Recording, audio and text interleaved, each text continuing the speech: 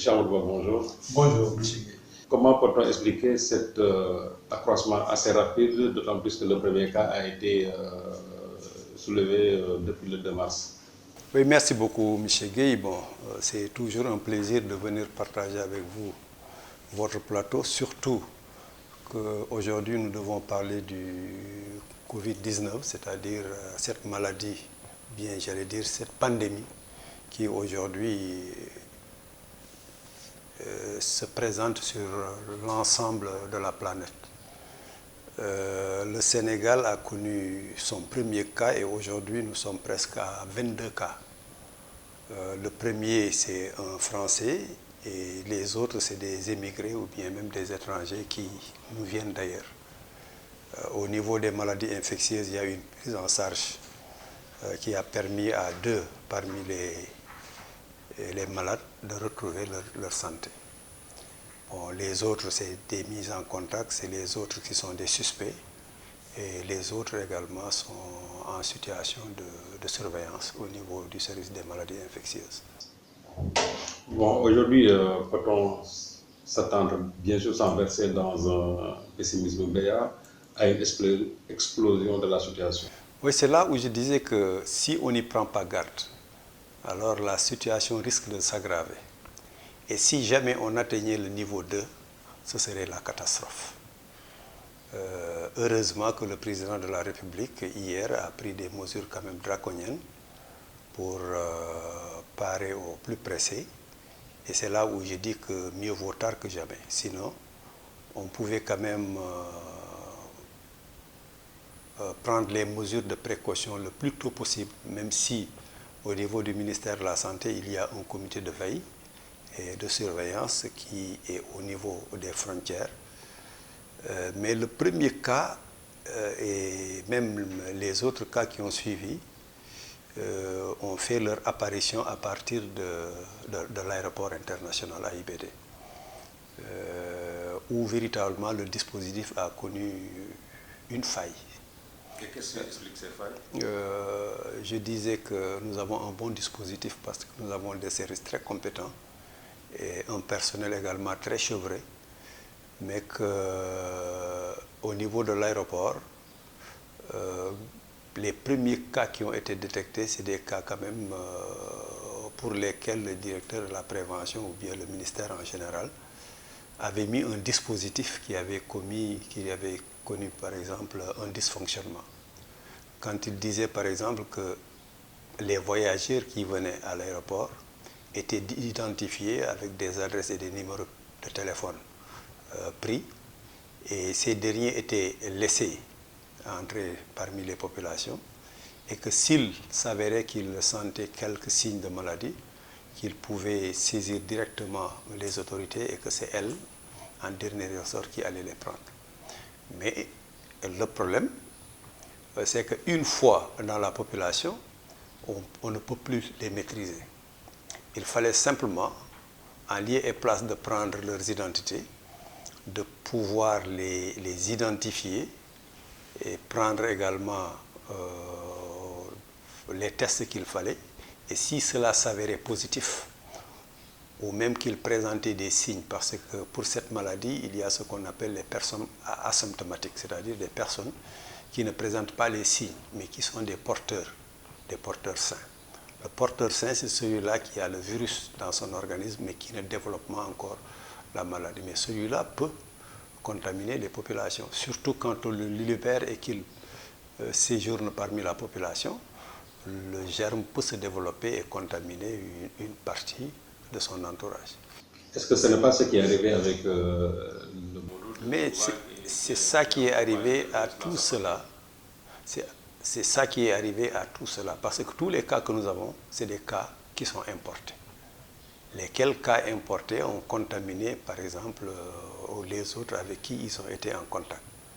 Mais si, dès l'identification à l'aéroport, on avait mis en observation, je dis bien en observation et non en quarantaine, contrairement à ce que les gens pensent. L'observation, c'est de mettre tous les cas suspects en un endroit pendant une durée de 3 jours.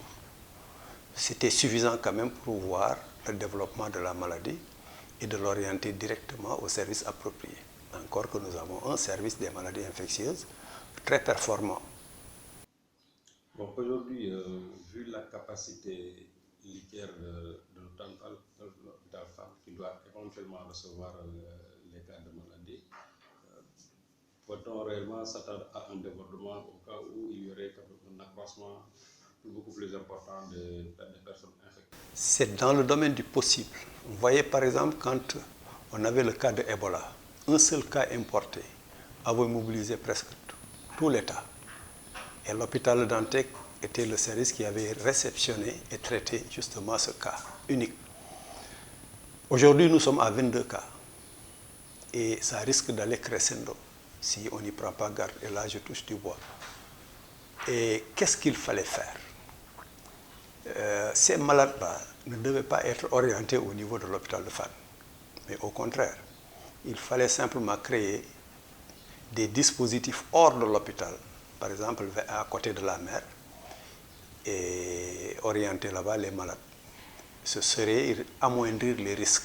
Et ça, je prends l'exemple de la peste, je prends l'exemple de la lèpre, je prends l'exemple de la tuberculose et du choléra. Ici au Sénégal et ailleurs, il suffit simplement qu'un cas de choléra se manifeste pour que des tentes ou bien d'autres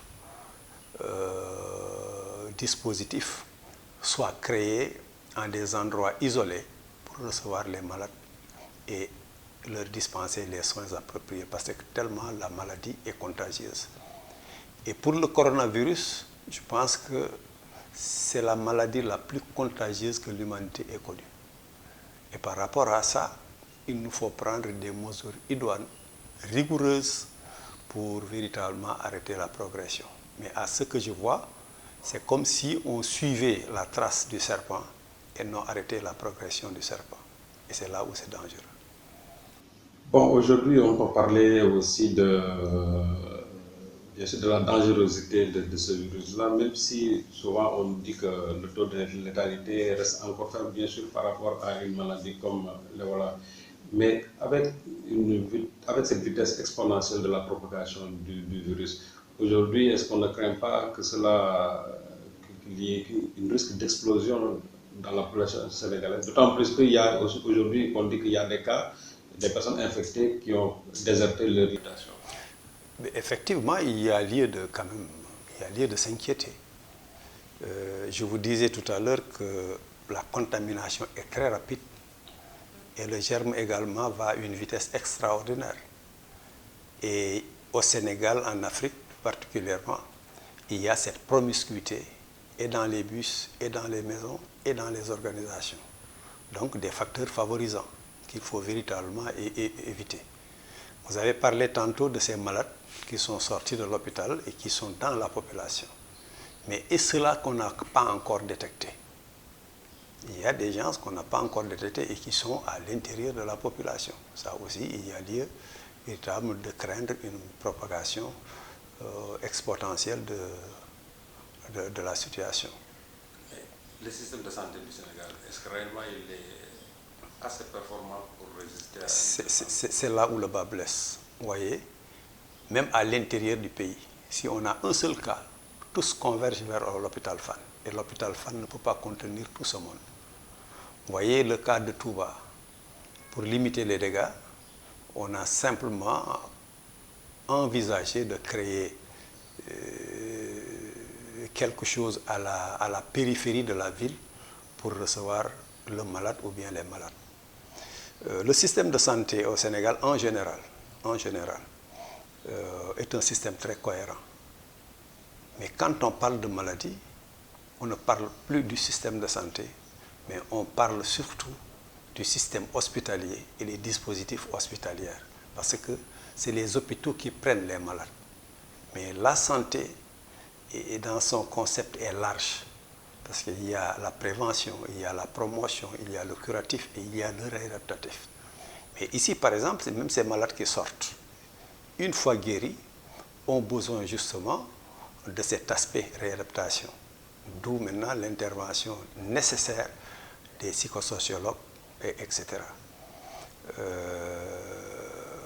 Donc je pense que pour répondre à votre question, je dis bien que les hôpitaux ne sont pas encore dans les dispositions véritablement de pouvoir recevoir tous les malades. Au point que l'État, sinon le gouvernement, devait s'engager le plus tôt possible à créer justement ces infrastructures d'accueil pour recevoir les malades ou bien les cas suspects et les traiter isolément des hôpitaux. Devant cette urgence, que faut-il réellement faire? D'autant plus qu'aujourd'hui, Dakar est devenu quasiment l'épicentre où on soigne le 19. Justement, l'urgence, c'était ceci, de retravailler la carte sanitaire. C'est-à-dire sur les 14 régions, il faudrait qu'on ait, par exemple, qu'on cartographie l'épidémie, c'est-à-dire les cas isolés, et les endroits également potentiels à accueillir des cas. Parce que, par exemple, il y a des zones où l'immigration est très forte. À partir de ce moment, créer maintenant des infrastructures géographiques. Par exemple, pourquoi on ne prendrait pas, par exemple, le Sénégal qui compte 14 régions, le subdiviser en 6 régions et au niveau de chaque région, créer un centre. Un centre, par exemple, une infrastructure qui n'est pas durable, mais qui peut accueillir les malades, les traiter, et à l'échéance maintenant, cette infrastructure pourra être simplement détruite. Mais imaginez que vous orientez ces malades-là, porteurs sains, diagnostiqués malades, et du moins porteurs réels et porteurs de ces germes, une fois à l'hôpital, même guéris. Mais le germe est encore là et qui pourra résister. Mais si par exemple c'était une infrastructure pas durable du tout, par exemple une installation précaire, après le traitement, c'est une infrastructure qu'on pourrait détruire. Donc, si je vous entends bien, le système de santé du Sénégal est complètement défaillant. Pas défaillant, mais présentant des failles. Le système n'est pas défaillant du tout, mais le système présente des failles. Je vous disais tout à l'heure que nous avons un système de santé très cohérent qui répond à la pyramide sanitaire édictée par l'Organisation mondiale de la santé. Peut-être si véritablement on devait indexer le système, c'est surtout au niveau des hôpitaux. Parce qu'au niveau des hôpitaux, nous avons l'infrastructure, peut-être également que nous disposons des équipements, mais avons-nous le personnel nécessaire pour prendre en charge justement cette maladie virale? C'est surtout là où je voulais en venir, c'est-à-dire que dès l'instant qu'on parlait je parlais de développement, c'est-à-dire est-ce que réellement y a-t-il un personnel assez suffisant au cas où il y aurait une explosion de la maladie pour pouvoir contenir cela? C'est là où il vaut mieux prévenir. Parce qu'on dit bien qu'il vaut mieux prévenir que guérir. Faire de la promotion, prévenir la maladie, faire en sorte que la maladie ne se propage pas. Mais je vous disais tout à l'heure, et je l'ai dit à un de vos confrères, si jamais on atteignait le niveau 2, bonjour les dégâts, parce que ce serait une catastrophe. C'est quoi le niveau 2? Le niveau 2, c'est lorsqu'on dépasse, par exemple, ce nombre qu'on peut contenir au niveau de l'hôpital de Fann.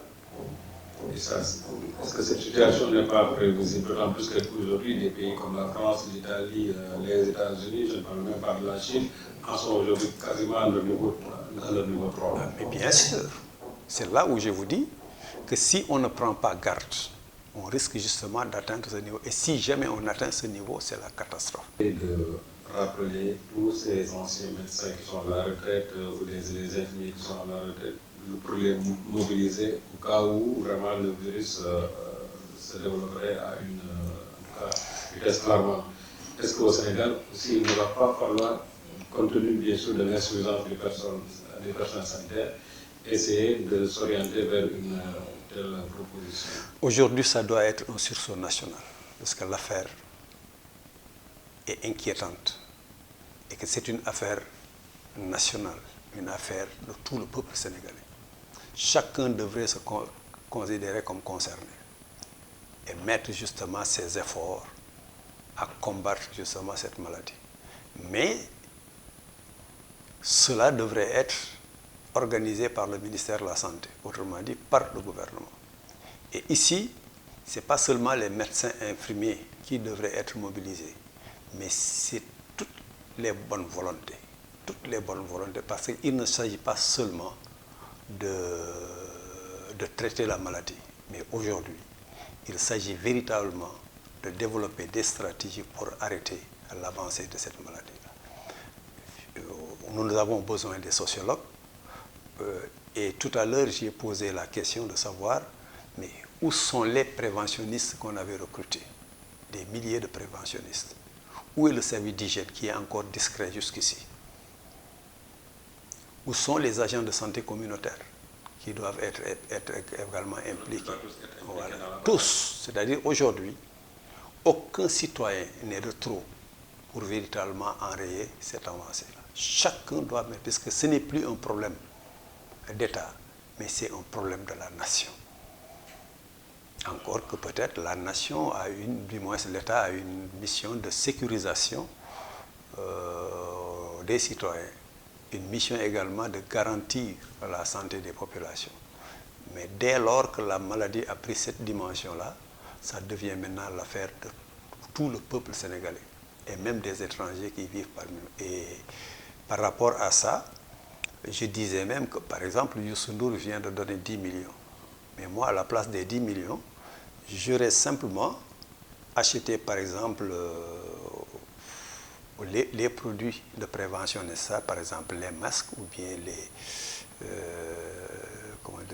les produits désinfectants, et les mettre à la disposition, par exemple, de la Médina ou bien des Almadies.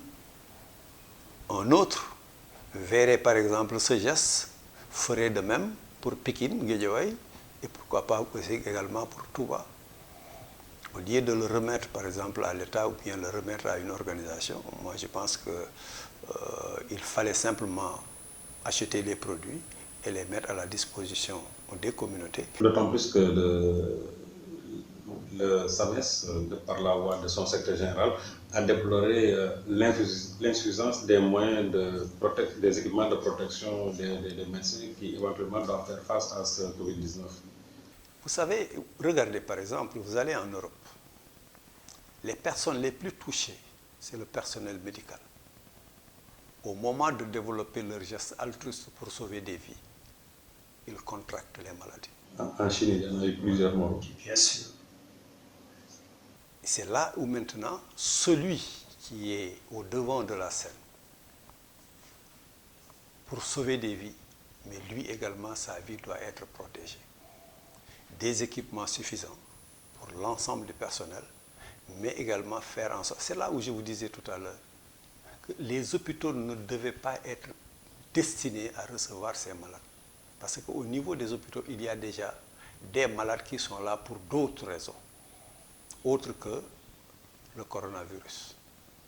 Lui, on ne sent pas réellement, même si très souvent son directeur, on l'entend très souvent dans les médias, le centre des opérations d'urgence sanitaire, le COUS, qui doit faire face, qui a été créé au lendemain même de l'Ebola. Quel est réellement son degré d'implication dans ça?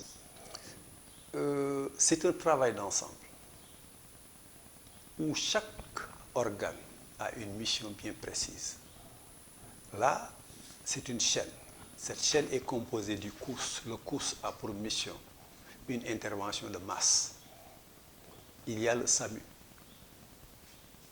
qui intervient en amont de la maladie, qui va cueillir le malade et détecter pour le mettre à disposition des praticiens. Il y a le service d'hygiène également qui veille à la salubrité et au contrôle sanitaire aux frontières. Il y a ensuite,